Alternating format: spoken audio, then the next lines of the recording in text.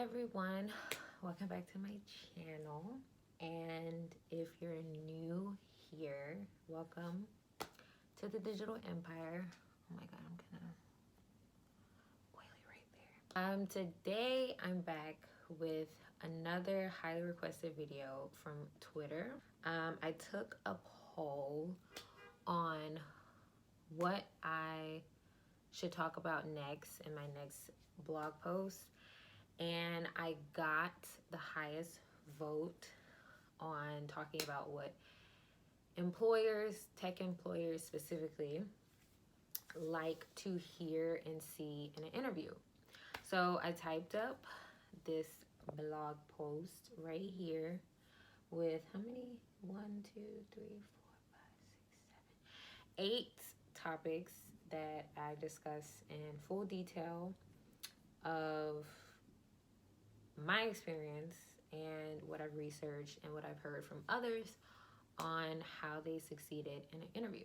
So I'm gonna go through and talk about a few of these topics that I think might be good to talk about in more depth on my YouTube channel and give you guys a visual representation of a few of these topics, such as like how to go about finding networking events, where to find passion projects, and how to decide what kind of passion projects you want to perform at these networking events, because some of these networking events you need a project. You don't need a project, but it looks good if you come there with the project and you present it. And I'm also going to discuss how to create a long-term plan in tech that can also transpire to having a long-term plan in anything else. I'm going to give you guys a few of my fave looks for women and men on how I think they should dress for an interview, and my personal tips on leaving a great impression at the interview and towards the end of the interview, so you have a higher possibility of getting a callback. And then I forgot knowing your stuff. So already, if you read this blog, somebody is playing music really loud outside. Already, if you see here, I mentioned another blog post that I recommend you read before you read this one, because I like to do my blog posts in steps. So you read one and then you read the next one.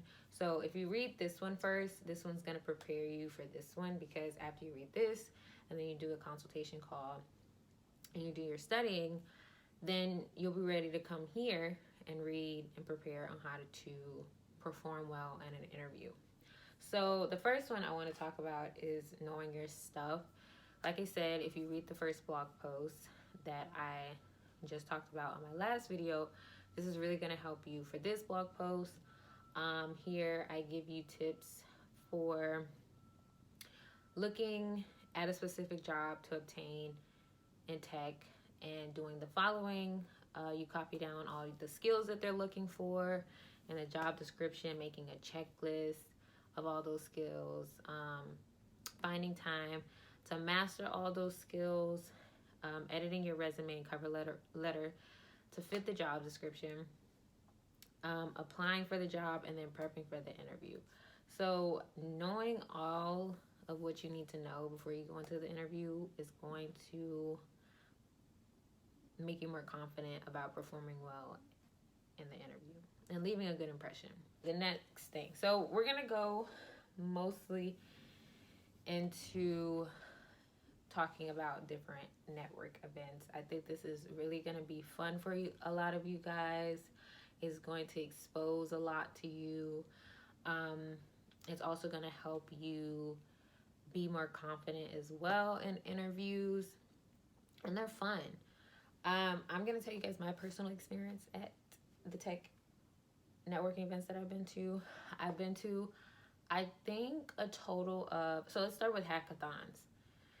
A hackathon is an event usually hosted by a tech company or an organization where programmers, students, and sometimes even professors get together for a short period of time to collaborate on a project. Be open-minded. It's really good to, for what I explained in this blog post, it's really good to impress employers in the interview, because they're like, oh my God, like, you're doing all this stuff just to, you know, learn more in tech. It's going to sound really nice.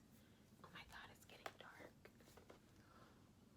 I should have filmed earlier. The next one that I'm very experienced going to are CTFs, which is a cybersecurity competition between security professionals and our students learning about cybersecurity. Yes, I also am. Y'all like my sweatshirt? It says cybersecurity. I am a very experienced CTF goer. I also started to go into CTF events, and while I was an undergrad, I think I've been to a total of maybe the same 10 to 15 CTFs, and I haven't won any. I was very close to winning a few, but like I haven't won any of the competitions. If you go here, you can win money. You can also win money at the hackathons. You can win jobs. You can win prizes, all types of stuff. And for CTF, same thing. Don't go in there with any like high expectations. Go in there to learn. They're gonna give you a platform of like different challenges, and they might be steganography, cryptography, malware analysis, security coding. What else do they have? I really love cryptography. I love trying to crack stuff. You might do password hacking. Also, the next one is job fairs. It's basically like the hackathon and the CTF. The only thing is that you're not doing any like challenges. You're just going there to find jobs. So let me turn the light on because it's getting really dark. That's better. Yeah. You can go there with your resume. A lot of the times, when I haven't been to very many job fairs. I think I've only been to one job fair, and I didn't go after that because I had already had a job in tech. But you can go there with your resume and get tips on your resume. You can hand your resume out, bring a few resumes there and hand them out, pick up job applications or fill out job applications there, and get your first job in tech. You can also network with other professionals. You may also just get a job on the spot if they really like you and you find the right person. If you know what to ask and do and say, you can find a job at the job fair right there. Let's see. The last one is meetups. So I've been to a couple meetups where you just kind of meet up with other people interested in the same thing as you. And it doesn't have to be tech. Just like on meetup.com where I showed you. It doesn't have to be in tech. People meet up for all types of things and talk about what they're interested in. But I've been to a few meetups where a lot of coders get together and they talk about coding, or they just go and sit around other people who code and code their projects. Or they might ask someone who has a little bit more experience to them about what they're coding. I love them. I highly recommend you go to them.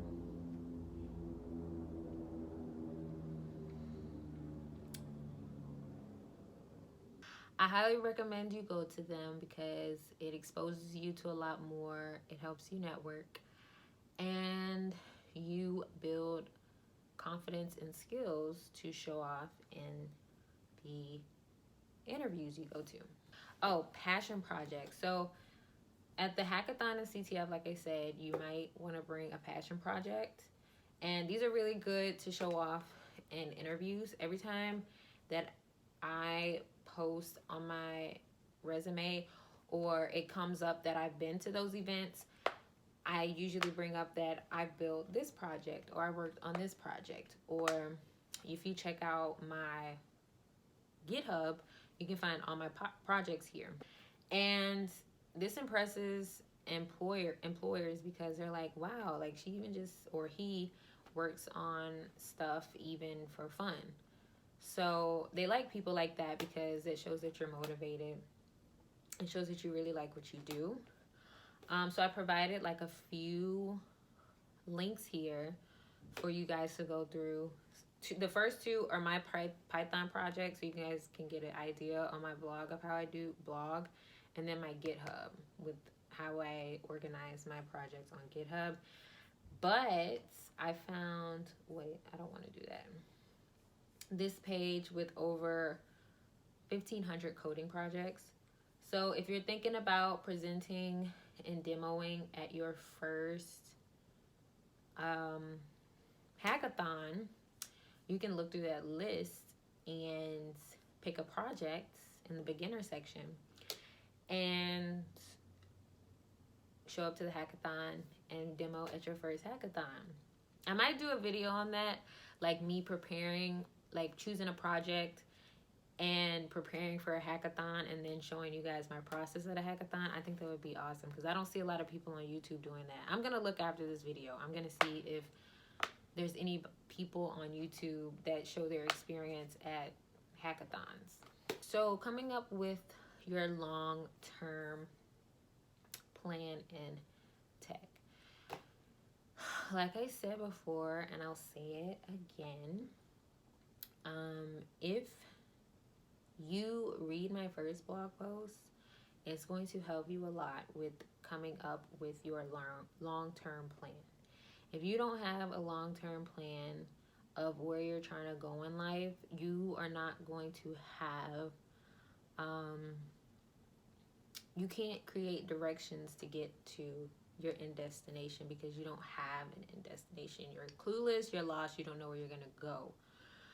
So I highly recommend reading that blog post first and doing research on a few places of where you want to be and just sitting and writing down, like, I see myself here, I see myself making this much, I see myself doing this every day, I see myself working around these types of people, I see myself having these kind of benefits, I see myself traveling to this part of the country or this part of the world, I see myself influencing these kind of people. Just be as descriptive as you can. And like I said, get a journal and just write it down. Just take time out and write down your overall end goal and have a plan. Because when you go on these interviews, after you've told them that you do all of this like extra like work to go out and learn and network and stuff, it's gonna get brought up. I've been asked it in many interviews, like, and because I'm young, I explained that in the interview. A lot of people saw that I was young and I was already getting my career started in tech. So they would be like, oh, you've done a lot so far. You've been to all of these events. You've been, coding all this stuff and just putting in all this work, and you're in school. Like, where do you see yourself in the next 5 years, or what's your long-term plans? And it looks better if you're able to go in there and be like, oh, I usually tell them, I want to be a penetration tester. And they'd be like, oh my God, like, you want to be a penetration tester? So you want to hack into things? And I'm like, yeah, I really do. I want to hack into things. I eventually want to own my own business. And then they'd be like, oh my God, okay. I want to like do bug bounties and stuff like that full time. And that really impressed them because they were not expecting me to have like a clear goal in mind of where I wanted to be. I guess because I was young, and a lot of young people just don't really know what they want to do at my age. I'm 23, so a lot of people are still trying to figure it out. But I already have like a clear mindset and goal of where I want to be in life, and this impressed employers.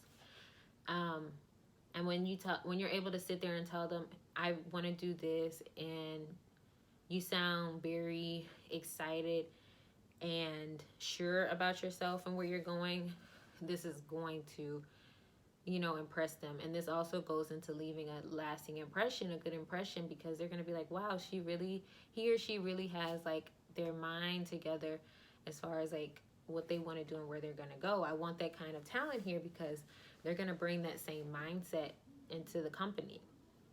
And it might inspire other people on the team to want to do great and go the extra mile as well. So yes, sit down and determine your long-term goal in tech and or cybersecurity. And it's really going to help you when you go into interviews, because the question just might get brought up when they see how much work and effort you're putting in to get yourself out there. And this is going to leave a good impression. So one of my favorite things about going into interviews, because I'm a girl, so I like fashion, I like getting dressed up and stuff like that for the interview. I think my first interview that I went into, my clothes were a little bit too big, but I still got the job.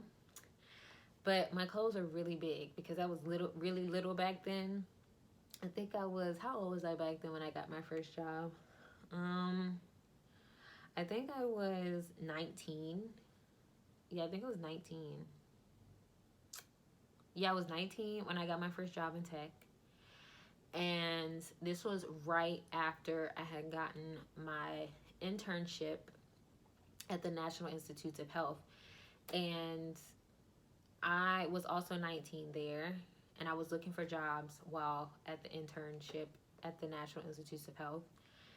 And there I was working on the security for their SurePoint project for Office of Personnel Management. But while there, I even think I didn't interview for the internship. I got that from somebody I knew at the time, from knowing someone, because I networked and they got me an internship, which jump started my career in tech quicker. So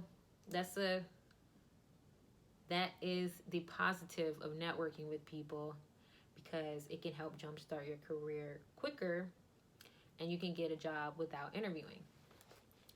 So I was looking for my first full-time corporate tech position at the internship, and I finally got one. And I think at the first interview, my clothes were a little big. I was 19. I was so tiny.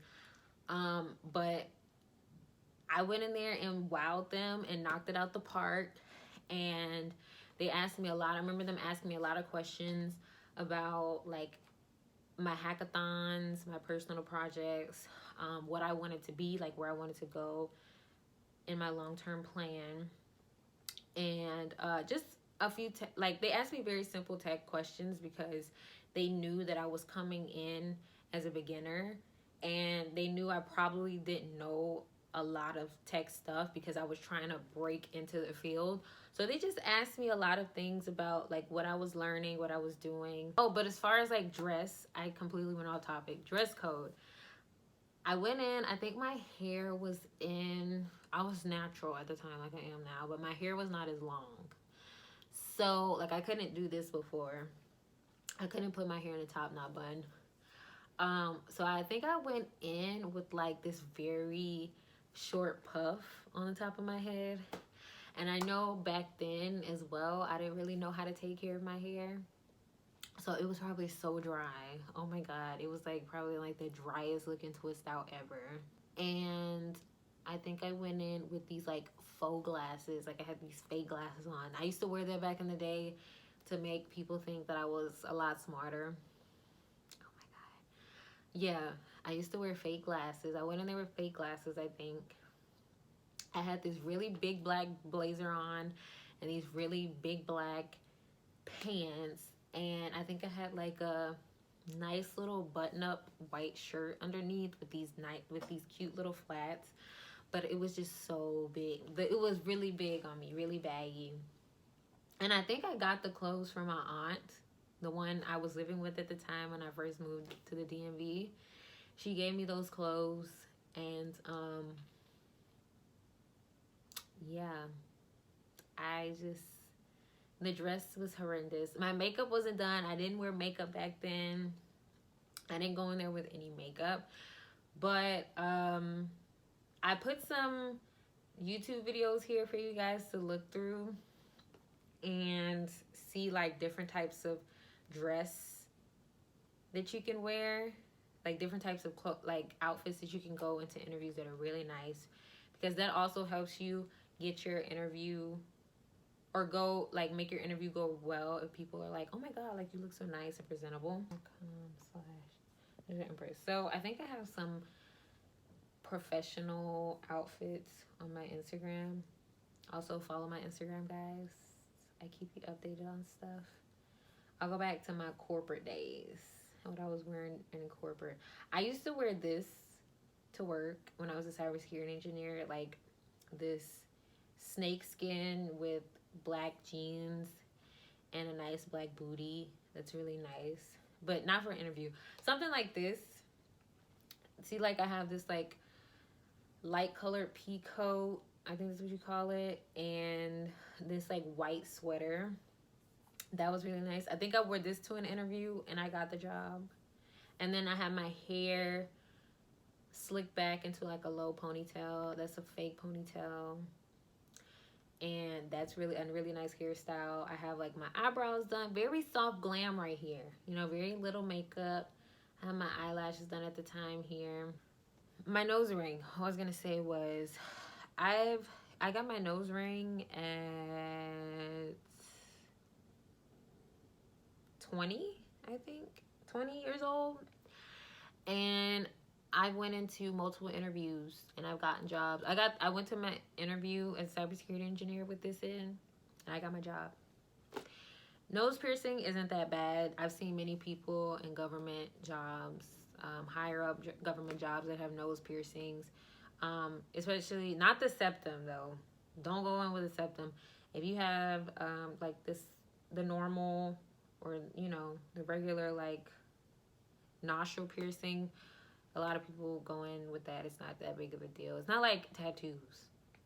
But yeah, a lot of people I've seen have these, and they're like in high VP and upper positions. So this, you don't really have to worry about. Septum, I would try and take that out because that's considered not professional in corporate.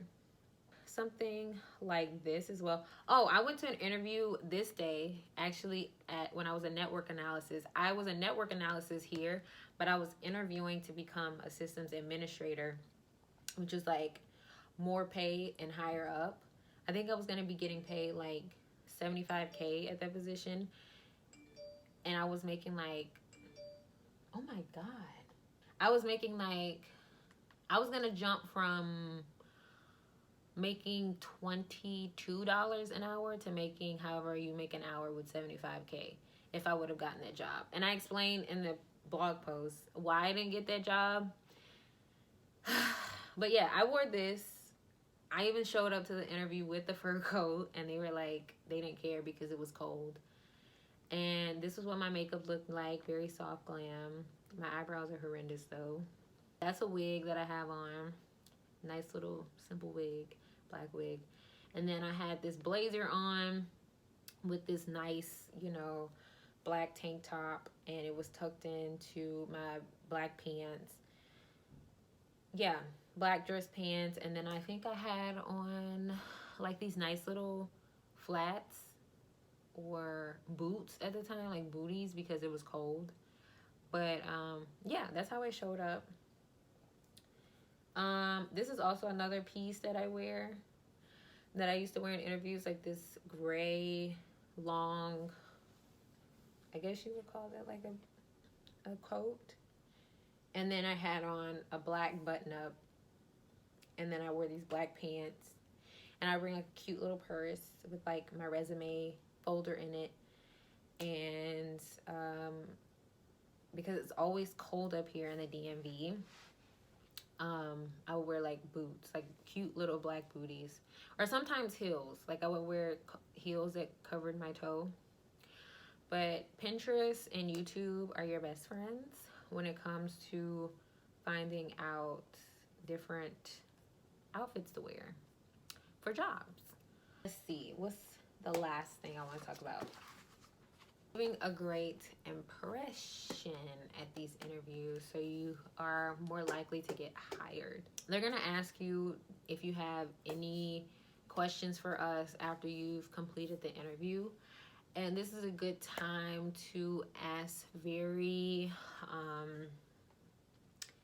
meaningful questions so they know that you're excited about the position.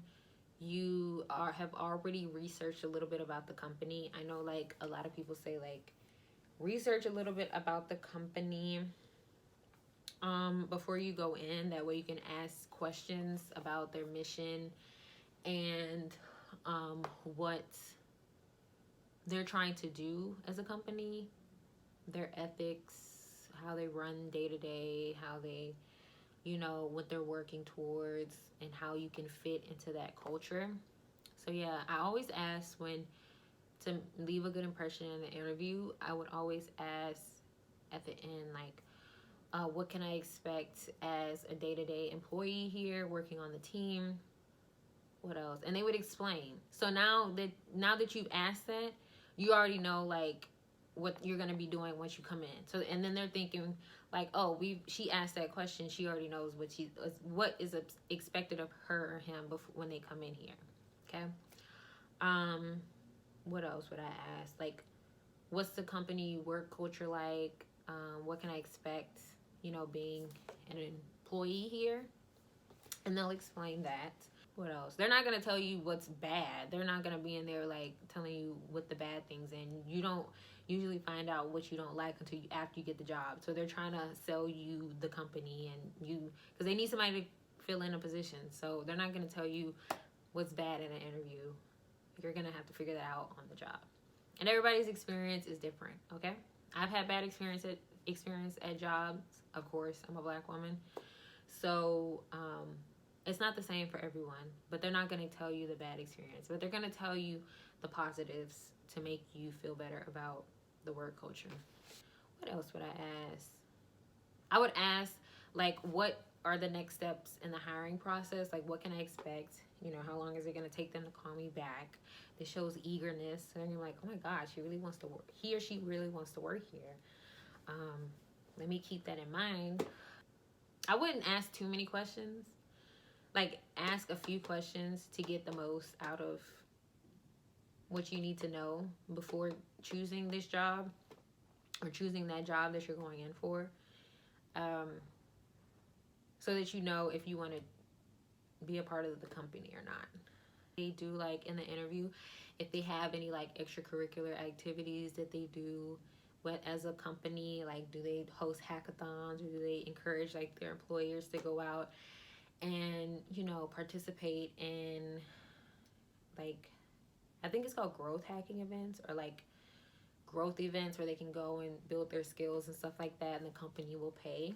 So yeah, ask if they do fun events like that, and that may give them the idea to be like, maybe we can hire them since they've been to all these networking events, especially hackathons and CTFs.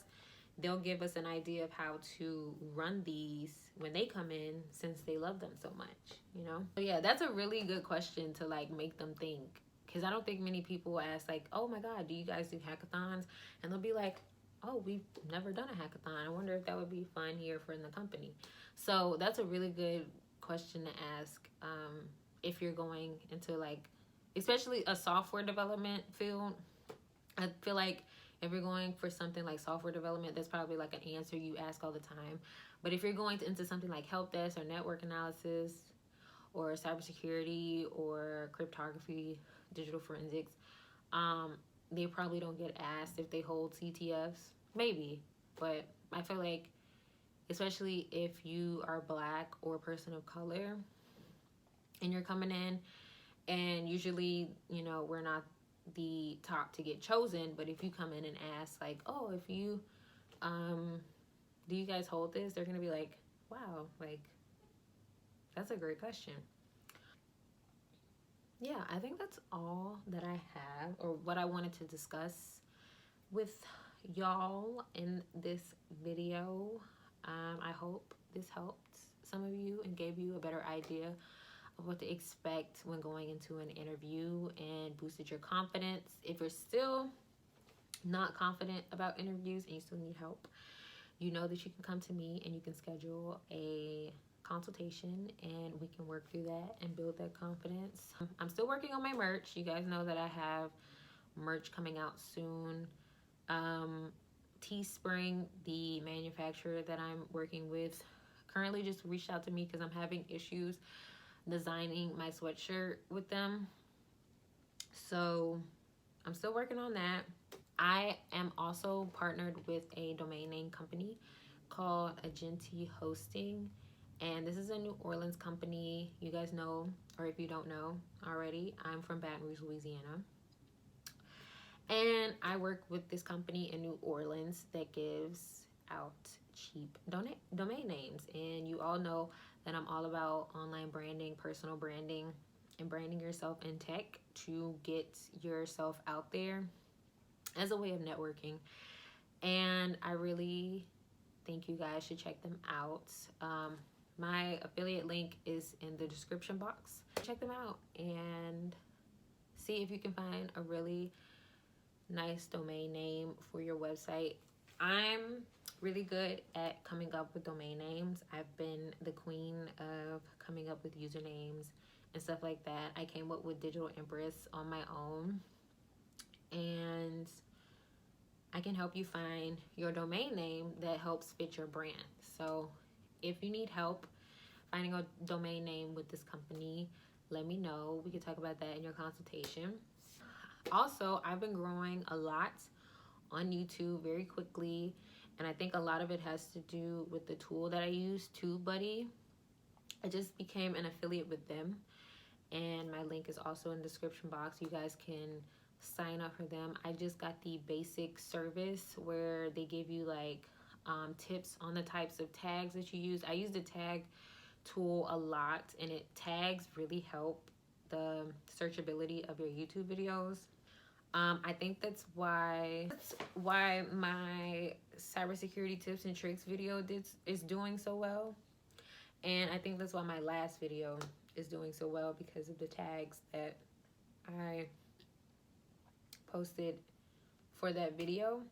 And your title, it helps with your title, but there's other services that cost a little bit more that help you to get the most search optimization for your YouTube video. So I highly recommend checking that out.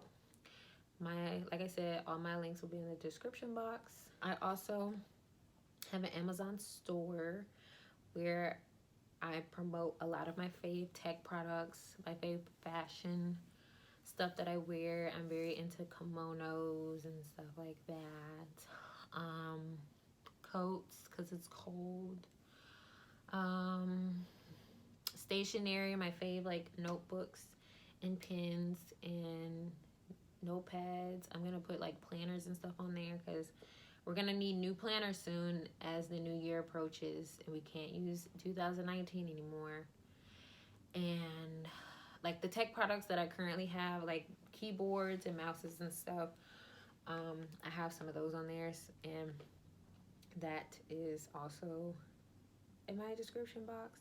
And the blog post associated with this video will be in my description box, so you guys can read more of that and more of the information that I put in that blog there. I'm gonna be going through this book and reading through it, Cybersecurity for Dummies.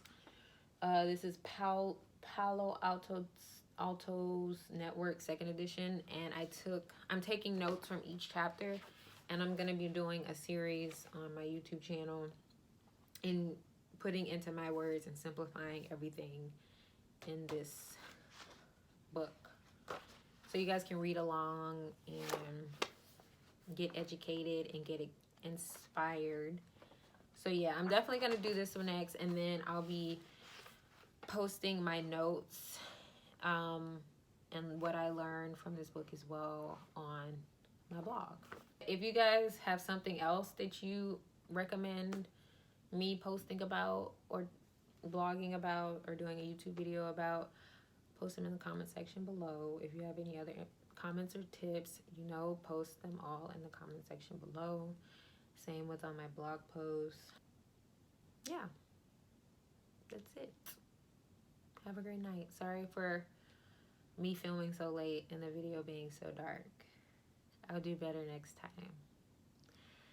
All right, have a great night.